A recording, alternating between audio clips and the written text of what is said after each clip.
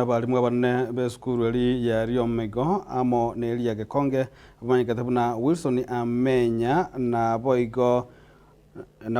omwalimu oyu bw'esukuru ya Gekonge niko banyaka bakoboria okwango igo kwa magacho ate sukuru ande mono alia anyarete kabaga gosegetwa amo nenseri ya Kuwait kwango igwa elio amasomo anyarete kabaga kugenderera ate sukuru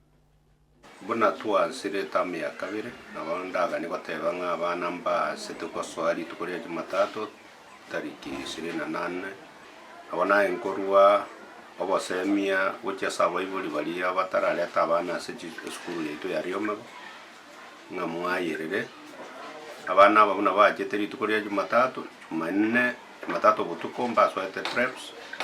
bagenda gosoma kuruerio igo mwana ono barabe usikirisiko ya masomo nimanyete challenges nchiro cha economy na nsachinde na kiagerire abana bande batara report kirende ne school nero ne bwato kugania igo yureta abana bali batarache sukuru ito bali barengo ochena gento gekora atware egereke na gotusuguma gukona kuri kibesa chinde igaso bwenge nabongo akira bali mbaito mbia mono abanafunzi bali bakoro mu kimbe yamono provincial administration ya around iga mbia mono amana abaiboli bonse kwa jumura mbia mono senje school negendrete a project ya Kuwait nja chegansa nja stored for some time kino wango irani ya sambia na ncha waiterase edona ya Kuwait the project inegendrete. I would want to encourage our parents to release the students back to school. It's already time is moving very fast and we have to cover the syllabus in a good time. I know there are issues of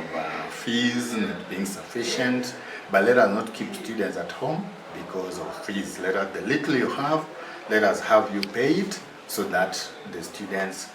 can be in school. Otherwise, that is what I would urge parents to do. So I would only urge more support in terms of the road leading to the school is not very good. Some effort was made to do some repairs, but it has deteriorated back to where it was. So reaching the school is still a major challenge. Even when we are taking our students out for sports, etc., our bus is new, but it is wearing out fast because of the poor state of